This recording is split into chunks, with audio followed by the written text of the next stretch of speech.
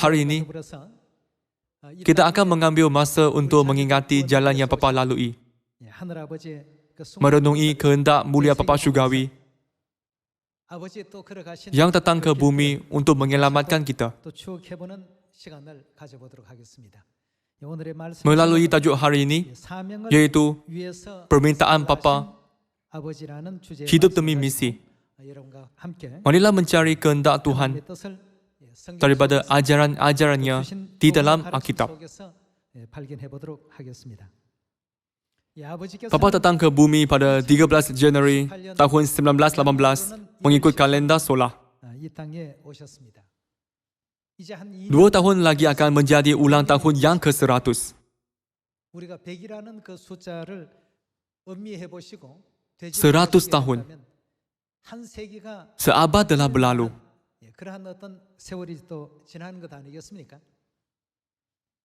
Bapa datang ke bumi demi menyelamatkan kita dan memulihkan semua kebenaran yang hilang.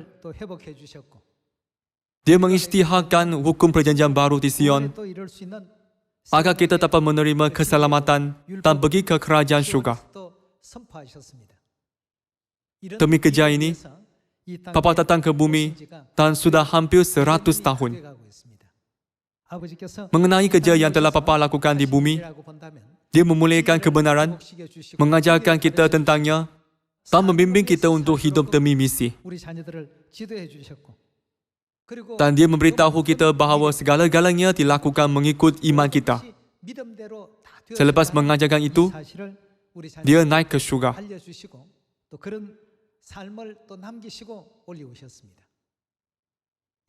Jadi, sekarang kita mengikut jalan kebenaran sama seperti yang Bapa ajarkan dan berusaha untuk menjalankan misi yang Bapa berikan kepada kita. Di antara banyak ajaran yang Bapa beritahukan kepada kita di bumi, marilah meringkaskan beberapa perkara. Marilah melihat buku Kolose bab 3.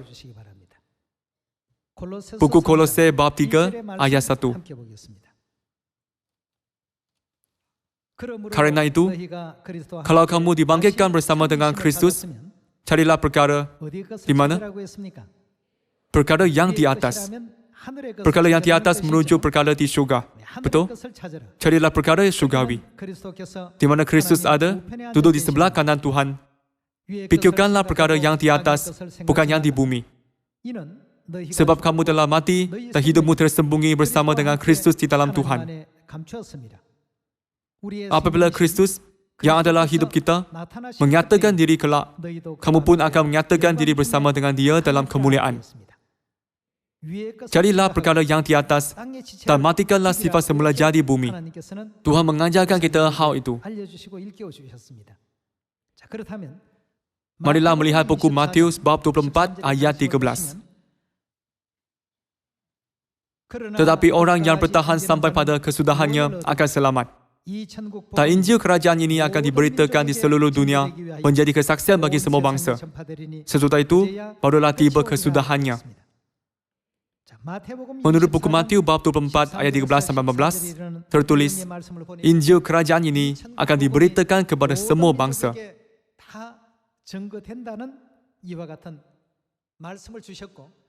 Bapa mengajarkan kebenaran agar kita dapat hidup demi misi. Dia membimbing kita untuk melakukan kerja penginjilan dengan iman bahawa Injil kerajaan ini akan diberitakan di Samaria dan ke penghujung bumi. Seperti yang tertulis di dalam buku Matius bab 24, Injil kerajaan ini akan diberitakan di seluruh dunia menjadi kesaksian bagi semua bangsa. Dan kemudian, apakah yang berlaku? Hanya pada masa itu, misi kita akan berakhir dalam kerja penginjilan. Hanya pada masa itu, kehidupan iman kita akan tamat. Apabila pepatah datang buat kali pertama, para rasul dan orang kudus gereja awal mempraktikkan permintaannya. Mereka tidak pernah berhenti menginjilkan firman, sama ada baik atau tidak baik waktunya. Melalui itu, kita dapat mencari kehendak baik Tuhan yang telah membimbing kita untuk hidup demi misi. Marilah melihat buku Kisah Para Rasul bab 5. Buku Kisah Para Rasul bab 5 ayat 38.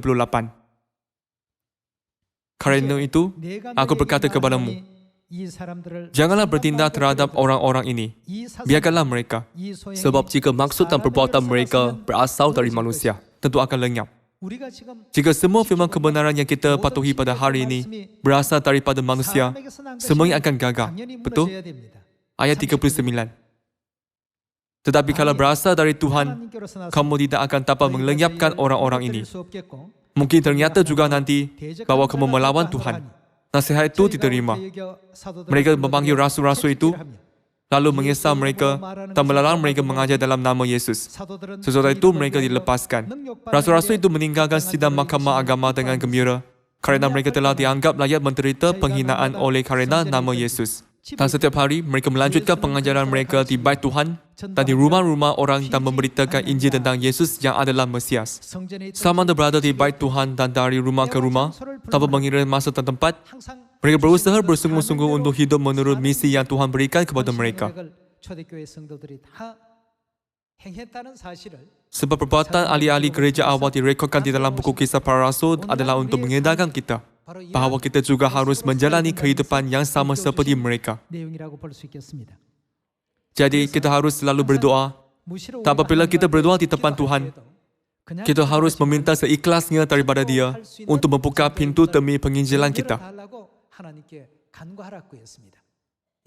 Kerana ini juga adalah salah satu ajaran yang telah Tuhan berikan kepada kita demi menjalankan misi.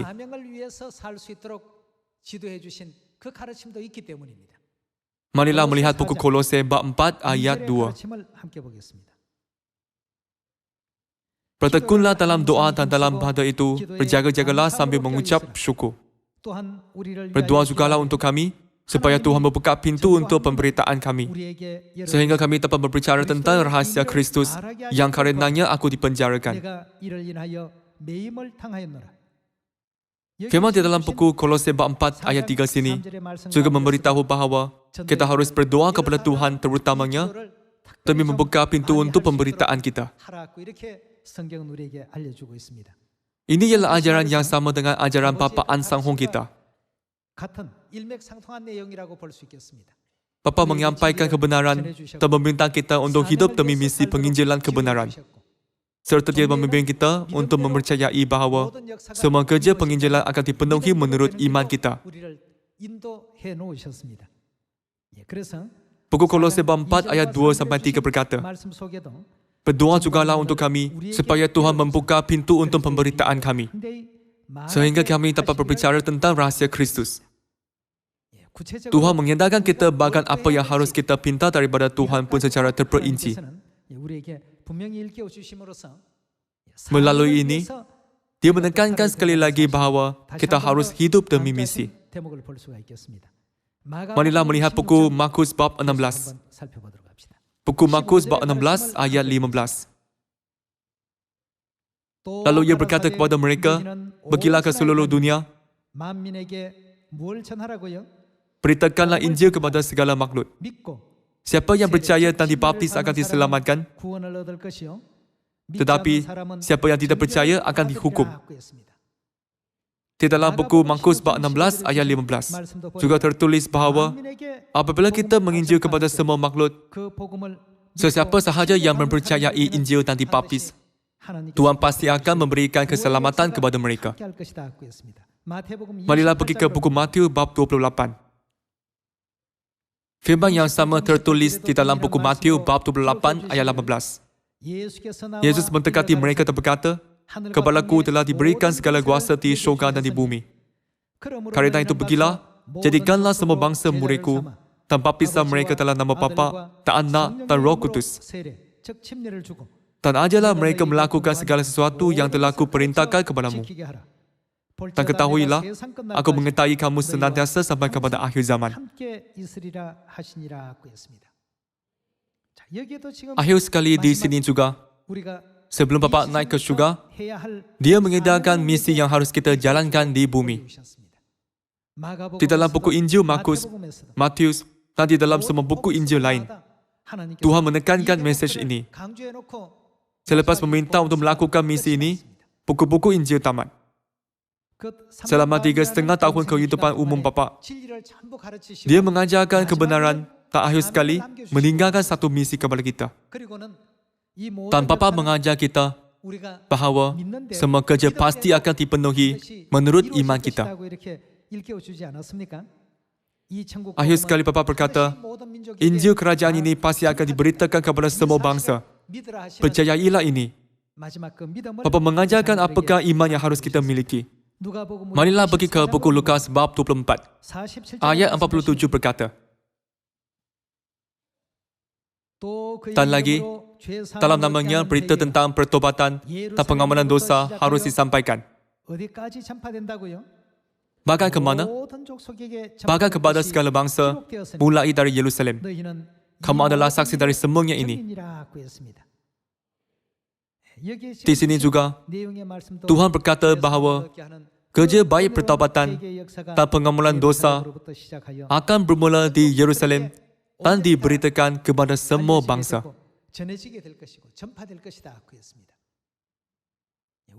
Kita semua percaya bahawa hal ini pasti akan disempurnakan. Tuhan berkata bahawa orang yang percaya dapat melakukan semua kerja ini. Apabila kita melakukan kerja penginjilan dengan iman, Tuhan bekerja dalam segala-gala yang kita lakukan. Roh Kudus Tuhan bekerja di dalam kita agar Injil ini dapat diberitakan di Samaria dan ke penghujung bumi. Tuhan sentiasa menguatkan dan membantu kita. Sama seperti Tuhan yang membantu Quraisy, Dia akan memantapkan palang-palang besi demi kita. Mungkin ada ketidakselesaan dan kesukaran di mata kita. Tetapi, apabila kita mempercayai bahawa Tuhan akan membaiki semuanya dan Injilnya akan diberitakan di Samaria dan ke penghujung bumi. Kemudian, sejarah dunia akan diteruskan dengan sistem otomatik rohani Dia. Dan kerja penginjilan pasti akan dilengkapkan. Marilah melihat buku Markus bab 9 bersama, ayat 23. Jawab Yesus, katamu, jika engkau dapat, tidak ada yang mustahil bagi orang yang percaya. Bapa selalu menekankan bahawa apa sahaja yang kita lakukan, kita harus mempunyai iman.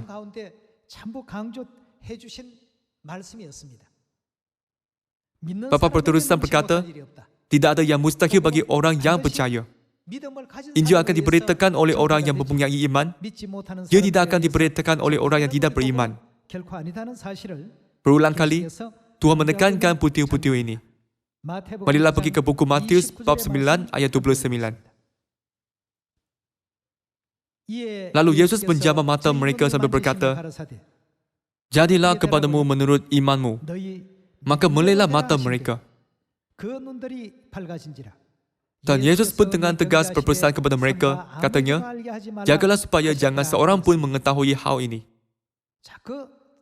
Menyentuh mata dua orang buta, Yesus berkata, menurut imanmu, menurut harapanmu. Percayakah kamu bahawa aku dapat melakukannya? Ya Tuhan, jadilah kepadamu menurut imanmu.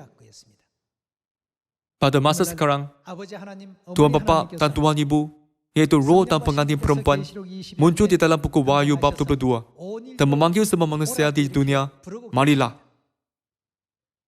Suara mereka yang menjerit, marilah, berputar di bumi sebanyak beribu-ribu kali. Dikatakan bahawa cahaya dapat berputar di bumi sebanyak 7,5 kali per saat. Betul? Tuhan ialah cahaya kehidupan kita.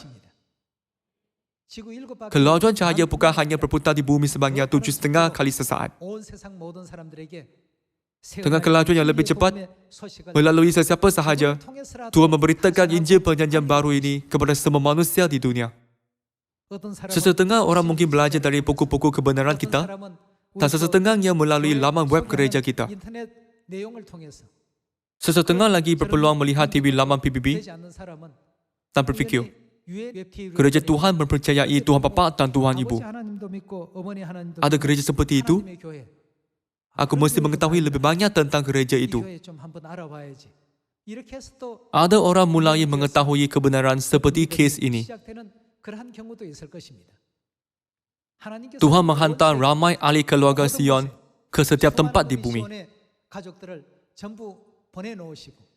Melalui mulut mereka, Injil diberitakan kepada semua manusia di dunia dengan kelajuan lebih cepat daripada kelajuan cahaya yang berputar di bumi 7,5 kali sesaat. Jika anda tidak mengambil bahagian, anda tidak dapat menerima kemuliaan seperti keruntuhan kota Jericho. Kita tidak mahu sesiapa pun ketinggalan peluang itu. Memandangkan Bapa berkata, jadilah kepadamu menurut imanmu. Marilah kita melakukan segala-galanya, mempercayai bahawa kerja penginjilan pasti akan disempurnakan, kerana Bapa membimbing dan Ibu bersama dengan kita. Marilah melihat lebih banyak lagi ramalan tentang ini. Buku Mika bab 4 ayat 1. Akan terjadi pada hari-hari yang terakhir, gunung rumah Tuhan akan berdiri tegak mengantasi gunung-gunung dan menjulang tinggi di atas bukit-bukit. Bangsa-bangsa akan berduyun-duyun ke sana. Dan banyak suku bangsa akan pergi serta berkata, mari kita naik ke gunung Tuhan, ke rumah Tuhan Yakub, supaya Ia mengajar kita tentang jalan-jalannya. Di sini, Ia merujuk kepada Tuhan, betul? Jalan-jalannya. Jalan-jalannya ialah kebenaran Tuhan.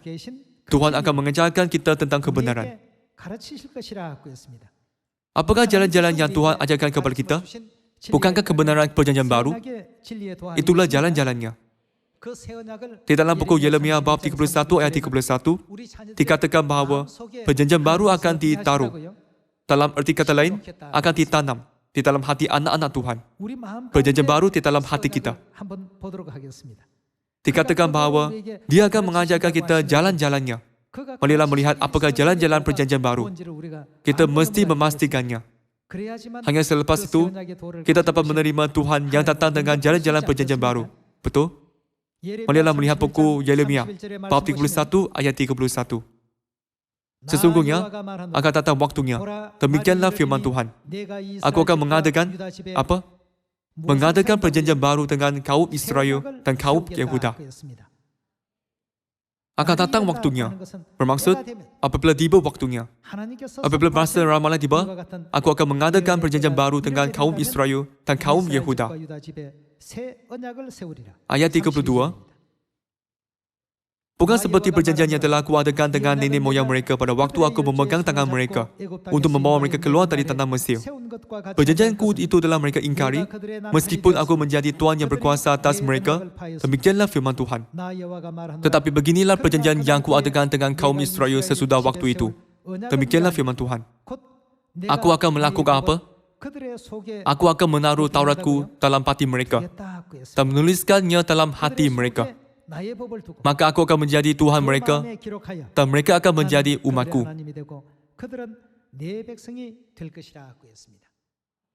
Seperti yang tertulis di dalam buku Mika bab 4 ayat 1. Apabila Tuhan datang ke bumi dan mengajar jalan-jalannya pada akhir zaman, Dia akan menjadi Tuhan kita. Dan orang yang mendengar kebenaran perjanjian baru serta mempraktikannya akan menjadi umat Tuhan. Di dalam buku Mika bab 4, ia dinyatakan sebagai hukum. Dan di dalam buku Yeremia bab 31 pula sebagai perjanjian. Hukum, perintah, perjanjian dan janji adalah sama.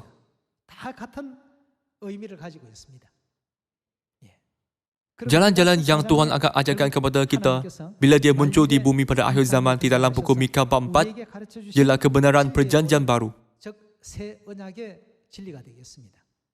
Demi mengajar kita tentang kebenaran perjanjian baru, dia datang ke bumi pada 2000 tahun dahulu. Tetapi melalui zaman kegelapan, syaitan, yaitu iblis, memasukkan sepenuhnya untuk memulihkan jalan-jalan kebenaran perjanjian baru yang pernah musnah sekali, bapak datang sekali lagi. Dan kita diminta untuk memberitahukan jalan ini, yaitu kebenaran perjanjian baru, kepada semua orang. Pergi ke Samaria, dan bahkan ke penghujung bumi pun. Apakah yang akan berlaku apabila kita memberitahu semua orang? Di manakah umat Tuhan seharusnya berkumpul? Mereka seharusnya berkumpul di Sion. Kalau begitu, apakah peranan kita sehingga mereka semua berkumpul? Kita harus menjeritkan jalan ini, yaitu kebenaran perjanjian baru, serta suara bapa dan ibu. Hanya apabila mereka mendengarnya, barulah anak-anak surgawi mulai terharu. Tuhan menciptakan mereka seperti itu. Jadi, buku Yesaya bab 25 berkata, apabila Tuhan datang, terimalah dia. Terimalah ajaran-ajaran kebenarannya. Berusahalah bersungguh-sungguh untuk hidup demi misi yang dia berikan. Peganglah seteguhnya iman kamu seperti yang diajarkan olehnya. Segala-gala yang tertulis dan diramalkan di dalam Alkitab akan dipenuhi. Jadi, milikilah iman untuk hidup menurut ramalan. Ini ialah permintaan Tuhan kita.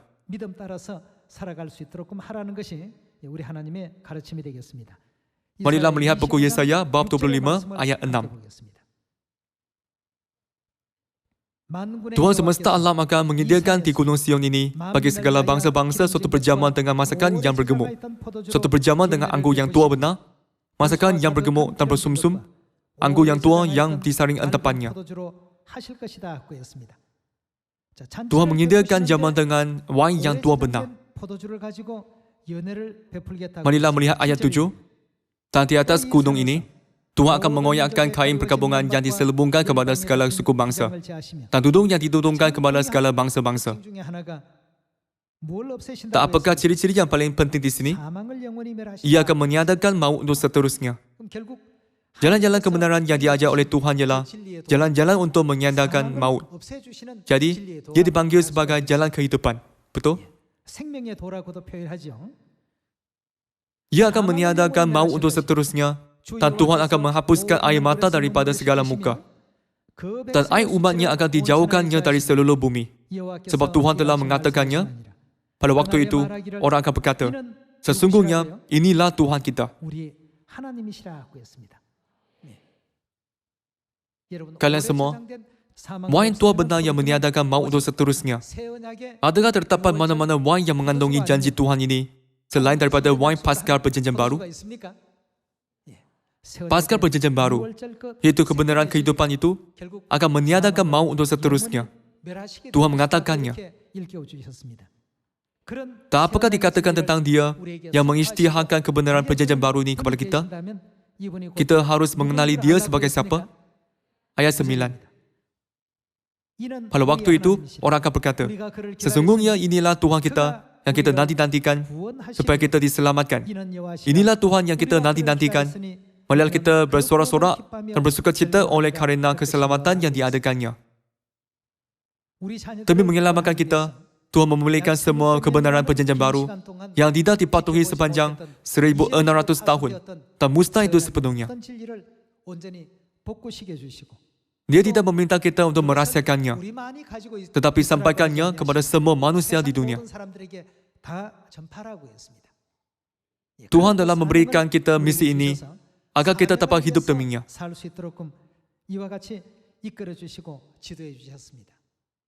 Ini bukan hal yang kecil. Sebab itulah, apabila semua orang ragu-ragu, dapatkah aku melakukan ini? Tuhan menyuruh kita untuk mempunyai iman dan membimbing kita. Dari masa Adam dan Hawa, zaman Musa dan sehingga hari ini, dia membenarkan kita belajar dari banyak sejarah iman melalui Alkitab.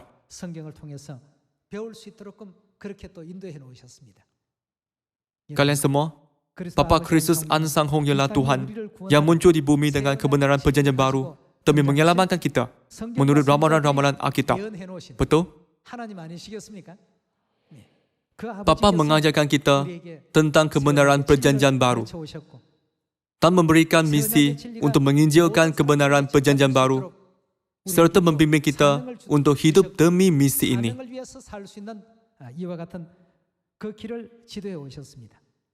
Berkata, tidak ada yang mustahil bagi orang yang percaya. Bapa mengingatkan kita untuk mempercayai sepenuhnya bahawa semua firman Tuhan pasti akan diberitakan di Samaria dan ke penghujung bumi serta ke hati setiap manusia. Sekarang, anda melihat Injil kita disampaikan di Samaria dan ke penghujung bumi. Bahkan ke tempat-tempat di mana kita tertanya-tanya, sama ada boleh dicapai pun, telah dibuka kerana Tuhan membimbing kita. Betul? Kita telah menerima anugerah Presiden Korea, anugerah perkhidmatan sukarela Presiden Amerika Syarikat, dan anugerah Ratu UK. Sekarang, kita bahkan pergi ke PBB pun. Tuhan telah membuka seluasnya semua jalan dan membuatkan kita melihat bahawa dia ada tempat yang tidak dapat kita capai pun. Tidakkah anda berasa ingin tahu mengapakah Tuhan membuka jalan seperti ini dari tahun lepas? Kerana kerajaan syurga sudah sangat dekat. Marilah kita mengucapkan tanya sekali lagi pada ulang tahun ke-99 kedatangan Bapa ke bumi ini. Kita perlu mengingati sekali lagi apakah yang Bapa tinggalkan untuk kita apabila dia masih berada di bumi ini. Dan apakah yang dia mahu kita lakukan. Agar kita dapat menjalankan misi untuk mengajar kebenarannya kepada ramai orang sebagai anak-anak syurga.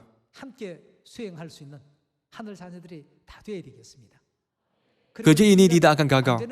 Pasti akan disempurnakan. Kita boleh mempercayainya. Dan Injil kerajaan ini akan diberitakan di seluruh dunia. Selepas itu, kita akan melihat penghujung kerja keselamatan yang Tuhan sediakan. Saya berharap anda semua akan melihatnya, bertemu dengan Bapa dan hidup dalam kegembiraan serta kemuliaan, menyaksikan dengan mata kepala sendiri bagaimanakah semua ramalan Alkitab dipenuhi. Semasa berbuat demikian, marilah kita semua berubah dan pergi ke syurga bersama. Kita perlu hidup demi misi kita menurut ajaran Bapa. Saya ingin meminta anda semua untuk pastikan bahawa anda hidup demi misi yang diberikan. Dalam menjalankan misi kita, tiada apa-apa pun yang penting. Pekerjaan kita atau kedudukan sosial. Petrus ialah nelayan dan Matius ialah pemungut cukai yang mempunyai kelas sosial bawahan pada masa itu. Namun, mereka dipanggil oleh Tuhan untuk menjadi murid-muridnya. Tuhan tidak memilih orang yang akan menginjilkan firman-Nya berdasarkan kedudukan sosial, kekayaan atau pembelajaran mereka.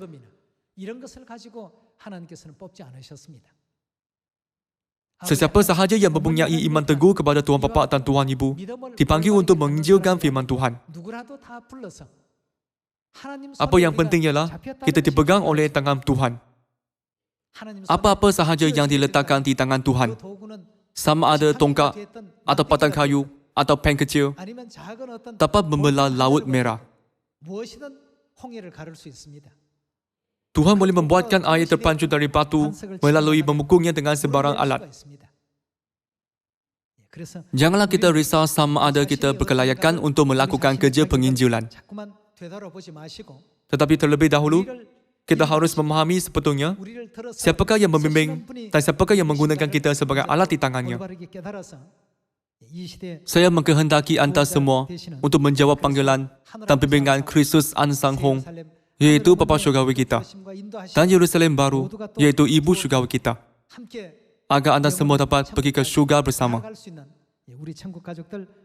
Dengan ini, saya tamatkan khutbah. Terima kasih banyak.